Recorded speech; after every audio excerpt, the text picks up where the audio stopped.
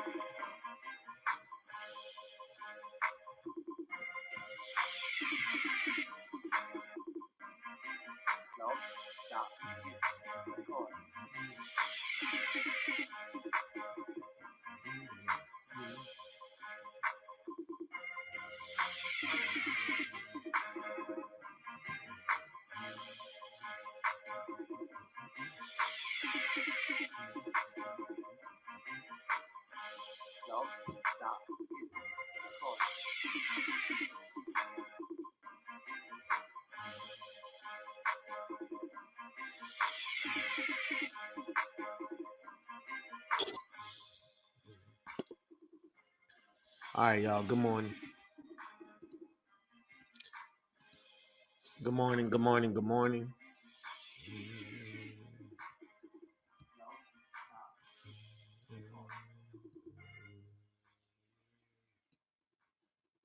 All right, good morning, y'all. Good morning. Yeah, we just came back from a long 2-week break. Basically, I had to go up to Minnesota and pick my son up from college, right? So I missed a week, but yesterday we got back into it. And while we were getting into it, I pretty much recapped you guys to what was going on with FLUX so far. We started pretty much where life. So Shift, right? For all you guys who are Leos, we were talking about how Shift came back and what she was bringing to the team and how she was able to inject life back into the earth, okay, with her synergy, right? That's what we started off talking about. We also talked about 2S Danger, right? He's the second seat when it comes to Commander Trimble, the Bakrata, the cancer people, the Cancer Society. We got a few of those individuals on their way to Earth. They just ejected, or let's say projected, 4 Galaxians, and Galaxians are known as destroyers of worlds, right? They not to be trifled. Excuse me. They're not to be trifled with, nor to be played with, right? So they have this NZ field around them, which they drain all life essence from whatever organic life forms they come in contact with, right? You get too close to them, the NZ field drains your living energy, okay? That's what happens when you deal with a Galaxian. So with 2S Danger shooting 4 of those down, those 4 came down to basically get rid of the Titan Shield facilities, right? The white noise barrier that's put around the Earth, they want to destroy that, okay? Welcome. I'm W.L. White III. I am your host, your facilitator, your guide through the Flux Continuum, and I'm here to make sure you guys get everything you need from Flux. Now, what do we have going here at Flux? First line of defense for unprecedented extremes. That's what it stands for. It's basically a story of the Lords of Order versus the Lords of Chaos, or the Lords of Chaos versus the Lords of Order, which has a lot of biblical context and whatnot in it. And what we do here is we follow the Zodiac Guardians. We put a few of the Zodiac Guardians up so you guys can see them. We follow these guys through the story. They're more or less the avatars to the Lords of Order, and they make sure that we get from point A to point B. So this is who we follow, and this is how we get to all the different realms. I did put out that each one of these Zodiac Guardians is a defender of one of the 12 constellations. You guys know about the Zodiac constellations that surround the Earth, right? We see them every night, every year since before we were born, right? We go back as far as, I don't even know those scientists' name. I know I wanted to throw one of them out there, but so back as far as the 1700s and before, right? So we got all of these constellations sitting up there. So I decided to use them. So we have 12 defenders, January through December. We have 12 defenders, and those 12 defenders, each one uh, is a defender of a constellation or a dimensional realm. So each one of the constellations you see in the sky, they are a dimensional realm.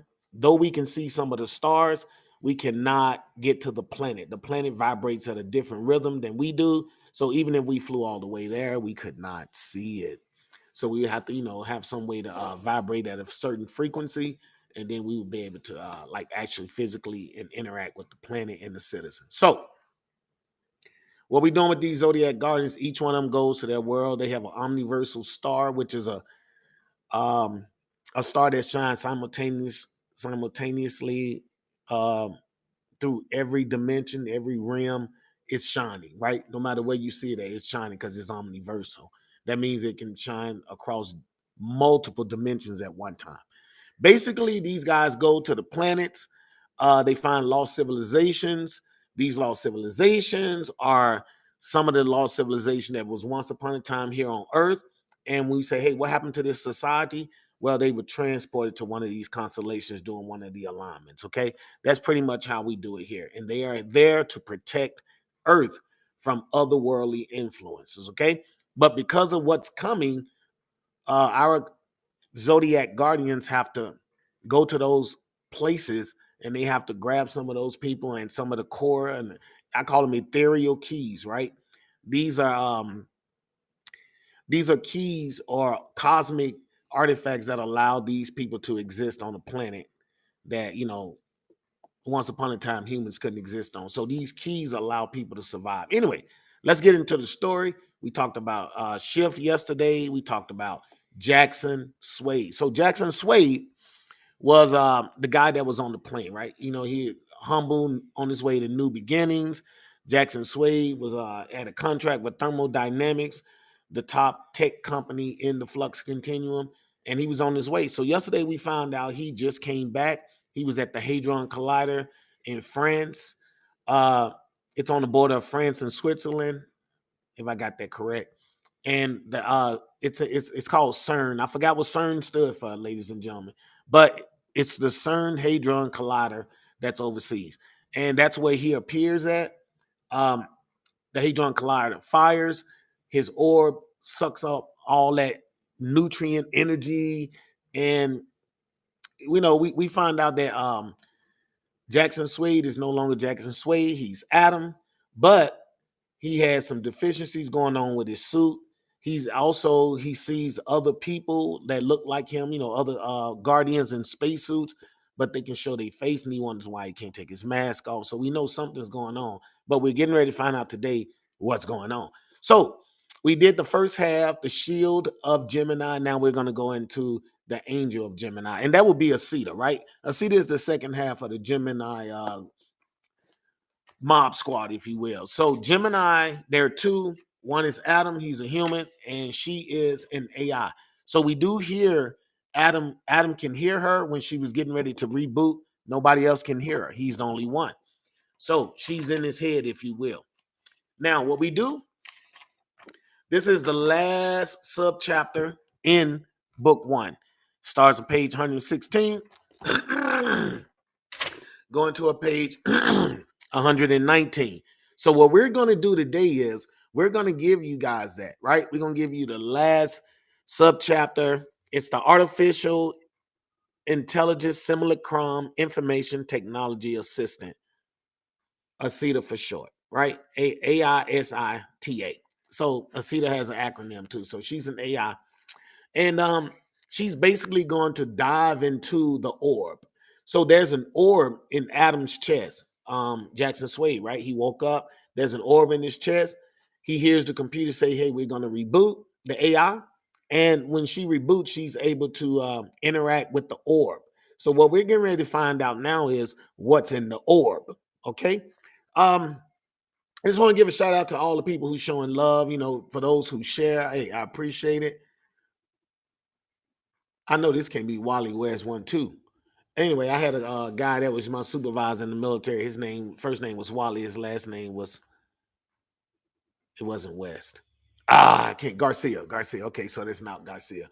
All right. Anyway, let's get back to it. Well, I'm gonna go ahead and let this clip play. Okay. Normally, that's what I do. I let the clip play. Let you guys hear the audio guy, Andrew Burgos. Shout out to Andrew Burgos who did all my book 1 and 2 audio format. And we're gonna go ahead and let you guys hear that. We come back. You got any questions? You want to do any commentary? Go ahead and knock that out because I'm sitting right here waiting on any input. Also, before we start the video, remember tomorrow morning at 10 a.m. I'll be in the kitchen. I'll be prepping the ribs, the brisket, the chicken, everything for the family meal Sunday. So I'll be getting all of that, prepped and everything so they can marinate overnight. And you guys get to, be there with me. So we're gonna do, I want to say about 4 or 5 hours tomorrow, starting at 10 a.m. tomorrow. So you definitely got to be here. I think everything's going to be off maybe 25%. So we're going to be doing flash sales. We're going to be doing auctioning. Every chapter we're going to take a break, maybe 10 to 15-minute break, and we're going to, do some sales. We're going to get some of this stuff sold off, some of this merch and whatnot, get these books sold off. So if everything is 25% off, we're looking at maybe you can get the book bundled for maybe $40. Maybe 40, maybe 38. I don't know. $40, right? You can get all 3 books bundled, right? Autograph, the whole 9. You can get your stickers, you can get your 3D posters. We might even auction off some t-shirts and hoodies because we got it all, y'all. We got it all. We just need the purchasing. And remember, y'all, we're doing all this so that we can go ahead and put out book 4, okay? We're gonna have a total of 12 books. Book 4 is coming. I don't even know how to tell you guys. I'm already on book 5. I'm a little bit over halfway forward, right? I'm writing the story of the Lords of Order, the first battle of the Lords of Order, the Lords of Chaos versus the Lords of Order within the Flux continuum, right? What happened, the big fight, how certain entities were cast down and whatnot, what transpired. So I'm gonna give you guys that, and hey, stick with me, man. Stick with me. So look, I've been letting this play.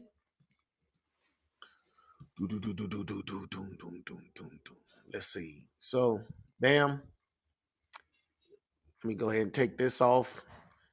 And the reason I've been allowing the screensaver to show is to show you guys that there's so much more coming. I've been wanting people to invest in something that's not going anywhere. But remember, we're gonna do a total of 12 books. Okay, we're on book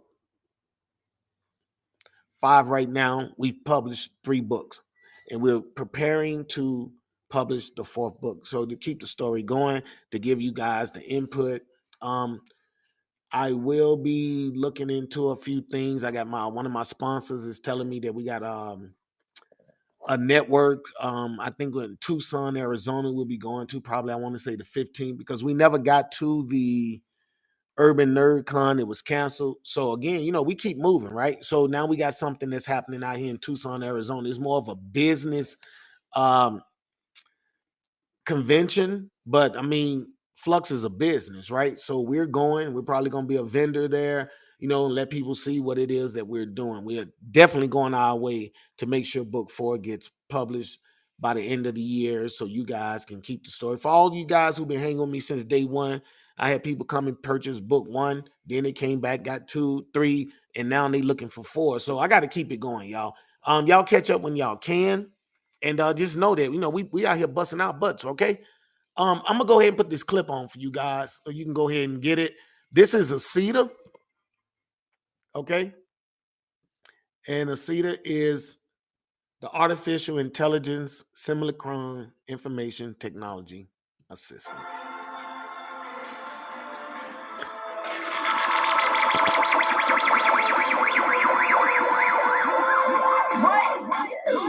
Artificial Intelligence Simulacrum Information Technology Assistant, ICETA. Fusion, Ceremonial Orb. Jackson Suede, CERN Point 8, Earth. Upon completion of a restore point, this intelligence initiates a system restart. A binary script has been prepared to access new string quantum hardware. A symmetrical sliver of compressed data continues to ping this intelligence. It is labeled in alien hieroglyphics. An advanced software upgrade is tagged as the Gifts of Powers OS.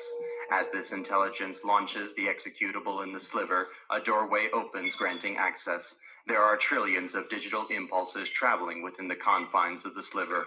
The geometrical dimensions within the sliver are undefined, and the environment has no visual boundary.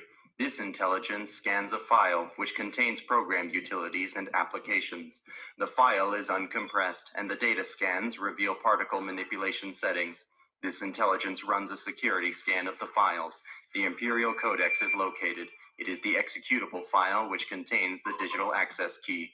The codex is downloaded and installed. The Gifts of Power ceremony is now in process. After files closures, this intelligence continues searching for kernel access and protocols. Several links are established with applications containing the universal laws of physics. A copy of these files are downloaded to the internal main drive. To begin investigating the dimensions within the sliver, light speed is insufficient and momentum must be reassessed. Logic dictates that traveling must be achieved on the quantum temporal pathways. These pathways span the distance within the sliver. This intelligence compresses and encapsulates all OSI protocol layers into a binary integrity armor. All ports are closed to maintain core integrity and network protocols. A secure tunnel is established at port 443, https://. It remains open for travel. The reinforced OSI layers will maintain this intelligence's virtual integrity. A link containing the coordinates of the kernel, control, and executable has been located. Now that the control and executable has been located, arrival is instantaneous. The central kernel appears as a metallic framed doorway. It radiates with chrono and temporal energies. Access will open a gateway to an unknown realm. Gemini, Castor Pollux, Alpha Geminorum, 180A042A. The lock is represented as a sigil of an atom. The atom sigil contains 2 + 6, 8 electrons, which revolve around a prism-shaped nucleus. It contains instructions to access an interdimensional gateway. A digitally encrypted file is displayed in an unknown format. Prior to gaining access to the nucleus, each electron will need decrypting. Once the first electron is decrypted, it triggers an interactive mode, allowing this intelligence access to a cipher lock. The process is continued until 1 electron remains. This intelligence does not possess sufficient resources to decipher the final sequence. Alternate means are taken to override the last electron. This intelligence uploads a brute force algorithm to decipher the electron. The lock hums as the program processes the input. A filter program is uploaded to prioritize additional character input. The electron cancels the interactive mode, blocking further access to the system. Instantly, this intelligence is aware that it is virtually and digitally subdued. The interdimensional gateway appears before this unit.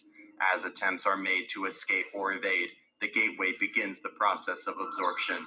The gateway appears to be composed of an intense digital radiance. It siphons at this intelligence's binary armor. This intelligence cannot escape or evade the doorway. The wall of digital radiance completely strips the binary armor from this unit. As the portal overcomes this intelligence, a void/error code is generated.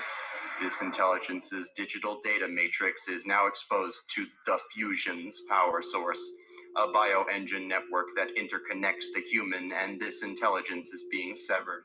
Attempts to maintain a digital imprint fails. This intelligence is becoming no more. As the last of this unit fades into digitized code, an extremely powerful presence is upon it. This intelligence does not know fear, yet this intelligence does not compute. Afraid. Taste steel.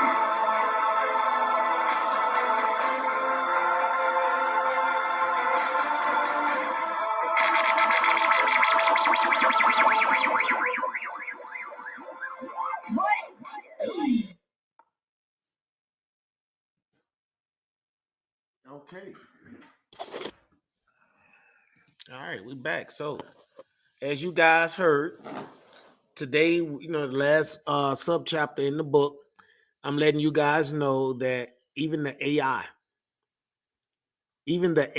is afraid. That's what I'm letting you know. So, in the world we live in, computers don't get afraid. They don't have, that type of skill. But the AI is right. It's an artificial intelligence, and the artificial intelligence would like know that whatever is hindering it can like disperse it. Delete it, whatever terms. Thank you. Whatever can happen to the AI and it's afraid of. So maybe like having its code stripped from, there was so many things that happened to the AI. That's why I was afraid. So let's go back to the beginning, y'all. What I want you guys to know is, so in the military, I was an IT guy, right? Information technology, right? So this was just me showing off a little bit, making sure that you guys could understand. Hopefully I wrote it so you guys could understand the different aspects of IT, information technology. So I use a lot of terms like ports and port 443, that's the HTTP. Is it HTTP? HTTP secure port, right? So I put a lot of little gems like that in there to let guys know that, hey, I knew my job pretty well. But anyway, that's how I came up with this character, Asita, right? Basically an artificial intelligence who understands. And because Adam himself, he can't, we as humans, I would just say that I don't think we have the mental, maybe we do, mental capacity to, let's say, observe subatomic particles and push certain particles together. It's so much going on so fast because it's almost happening instantaneously. We needed an AI to actually help Adam out and help him use his abilities. Okay, there's a difference in throwing a discharge, and then there's a difference in manipulating matter or energy, right? So we can take something from cardboard to concrete. How do we do that? Well, I think we would need something that can deal with the algorithm, right? The subatomic particles and whatnot. So that's why we came up with, well, that's how I came up with Asita. All right. So anyway, with Asita, I gave a whole bunch of stuff like, and I know you guys probably don't really care about all this because it sounded like, what is he talking about? Well, I talked about the symmetrical sliver. Once you go inside once she went inside the orb, she accessed it, right? It looked like it was boundless, right? It looked to her, or let's say to the AI, it was unlimited space. That's how it looked to her. And I call her because that's what Adam makes her. So I'm gonna go ahead and reference her as her. And you'll find all this out in book 2. All right. She does, basically she traverses the orb. She has to go in because she's an AI. She's able to like look at the boundless, the infinite space and how to transport herself from one place to another. She goes through all of that. I did use a couple of terms like intelligence compresses and encapsulate all OSI protocol. So that's for all my IT people, right? They know what an OSI protocol is. It's the encapsulation process, how we move data from one place to another, and then each time data has a key. I know you guys have heard of the key, then the IT key, but digital key. And all of that's involved, y'all. But I don't want to like bog you down with that, okay? Because some people not really into like, man, nobody cares about all IT stuff. Just tell us what happened. So I'm just gonna tell you what happened. All right. I actually let you guys know that she went to Geminorum, right? Even though she entered the orb, it says Gemini, Castor, Pollux. I think that's the I want to say, is that the Alpha Star? I think that's the Alpha Star. And then it says Alpha Geminorum. So I guess that would be the Alpha Star, right? But I let you know when at 180.A04-2 Alpha, that's the frequency in which Gemini resonates at. So I make sure you guys got that too. What else? What else? What else? Basically, basically everybody else that had an orb, they actually had an avatar that stood there, pretty much coaxed them through, and you guys are gonna find all that out. So right here, what I'm telling you is when she got to the other side, there was something there. And that something was basically her celestial, her angelic celestial. And that angelic celestial, and you his name is Fusion. His name is Fusion. And he actually sees her and he knows that she shouldn't be there. So he immediately um basically he the doorway. Okay. So the doorway strips her of her bio armor. It's not bio because it's not bio. It's digital armor, and it's put out in the story that she actually before she goes in, she puts the armor on. She knows she's going into a foreign place. She puts on this digital armor, to protect herself. And when she gets inside, the digital armor is stripped from her by the fusion. And then the fusion strips so much of her form away until it's just enough of her. And then that's when he interacts with her and he lets her know, hey, um, you don't belong here. And you guys are gonna find that out probably next Thursday. You're gonna start finding out what transpired with her because right now all we know is fusion shows up and she's afraid. So I wanted to give you some kind of concept on what would make an AI afraid.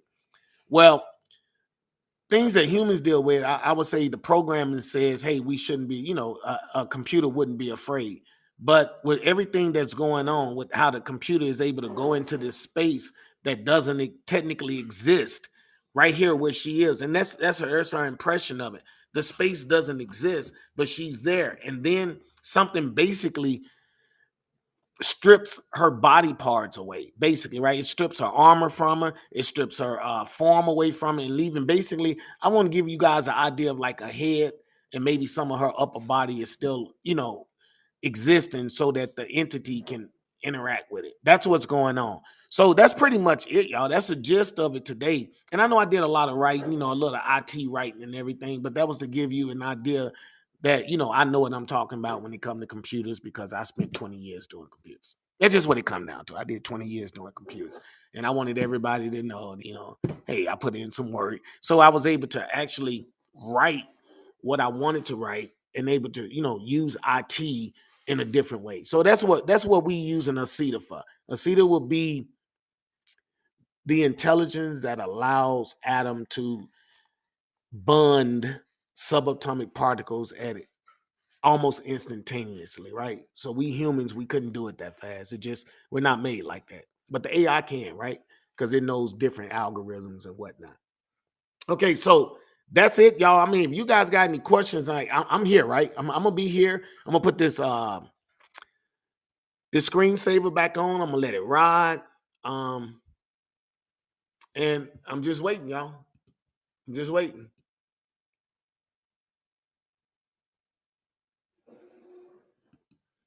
Hmm. But that's pretty much it, y'all. That's pretty much it for book one. I do have some reflections in the back. I also have a prelude in the back. But all of that'll play tomorrow because we're gonna go through all 5 chapters tomorrow. And I'm gonna move my mobile desk into the kitchen so you guys, while I prepare meat and everything for family dinner, we're gonna go through the book, and I hope you guys are here. We're gonna do a big sale. It's gonna be all types of things going on tomorrow. But as of right now, if you guys got any questions, I'll be monitoring. I'm gonna let this slideshow show. I'm gonna let it play. Bam. Okay. Add this to the stage. Add this to the stage. Okay. Put the music back on.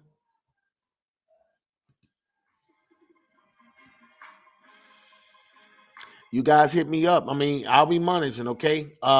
Comments and whatnot. So Facebook and whatnot, you guys want to reach out, okay? That's pretty much it for today, though. That's the end of the book. I just wanted you guys to know that an AI could be terrified for its existence, and that'll give you more context to, how the story is going to move. Remember, Lords of Order versus Lords of Chaos. And we're just talking about the Zodiac Guardians, the individuals which are the avatars to the Lords of Order. I'm just going to put that out there. And we're going to follow them through the 12 books, okay?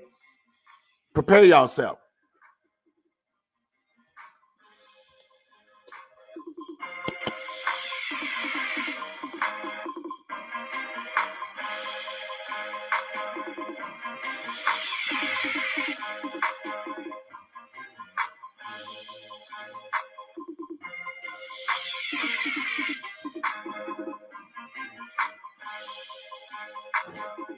No, stop.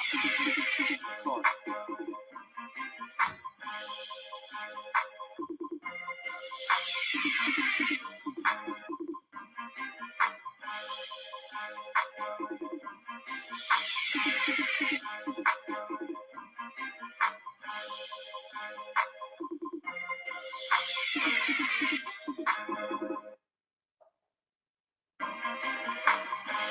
No, stop. Record.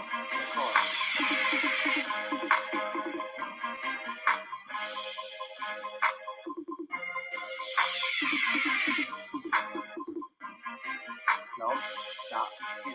Record.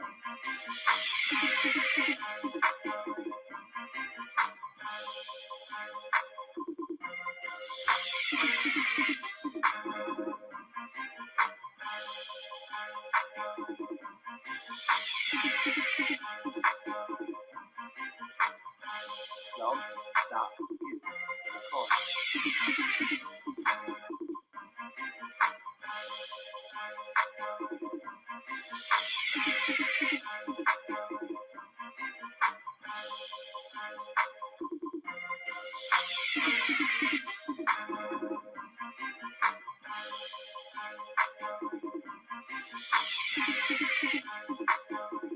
No, stop.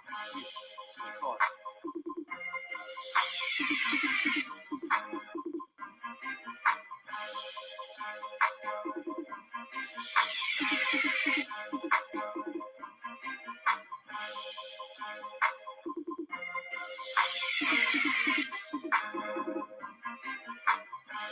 No, stop. Record.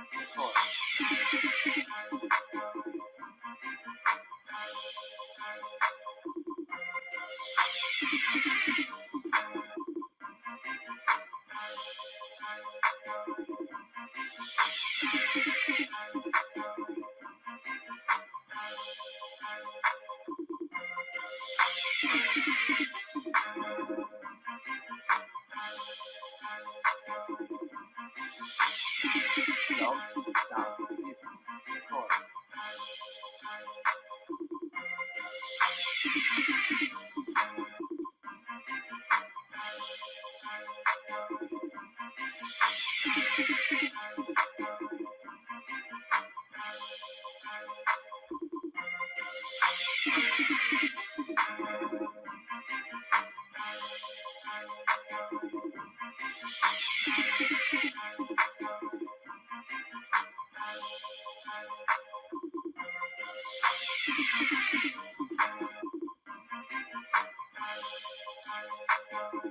No, stop. Record.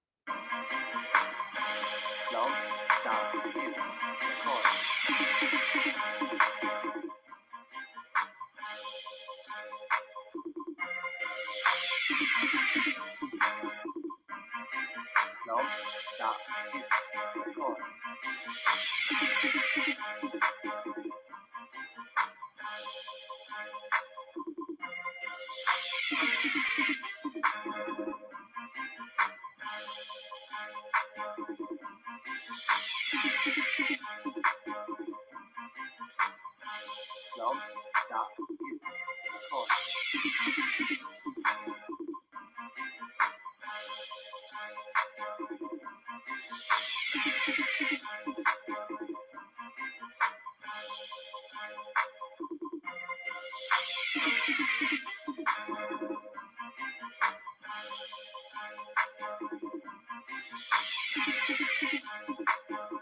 Flaumt, da, Gift, Rekord.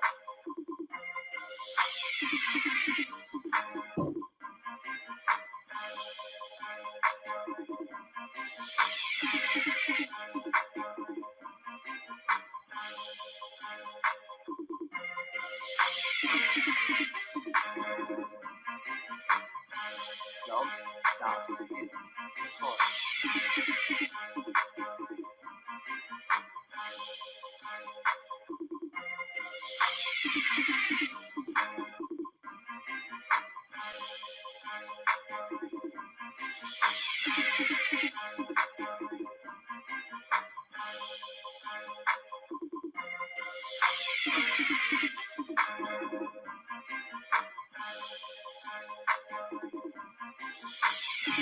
Flaumt, da, Gift, Rekord.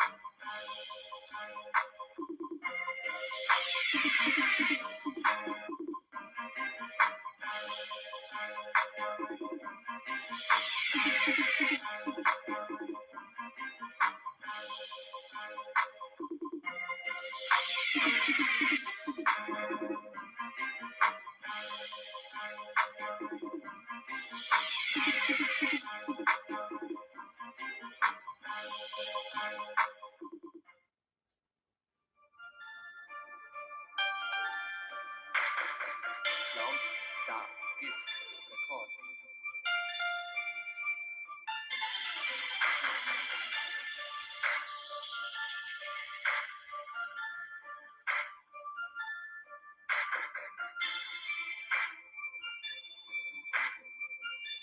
Flaumt, da, Gift, Rekord.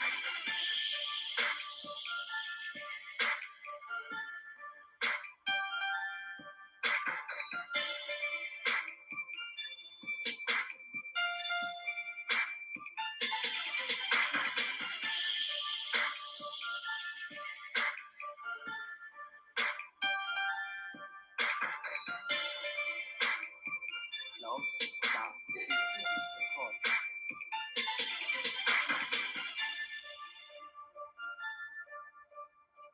Flaumt, da, Gift, Rekord.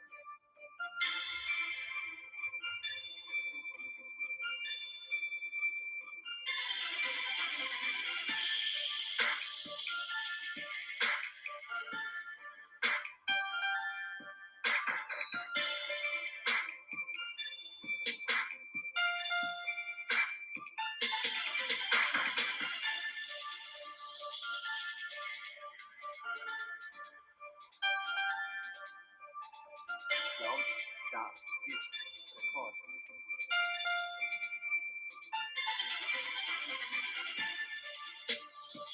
Flaumt, da, Gift, Rekord.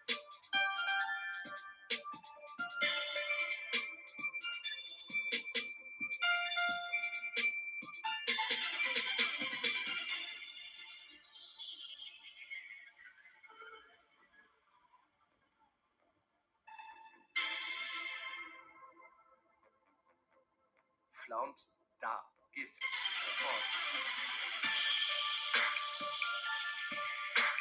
Flaumt, da, Gift,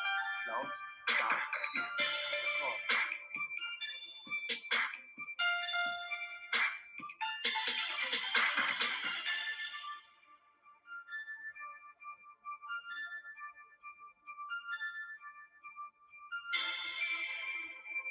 Flaumt, da, Gift, Rekord.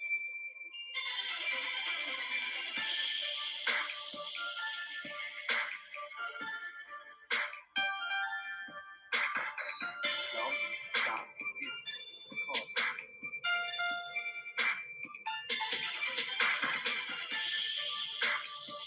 Flaumt, da, Gift, Rekord.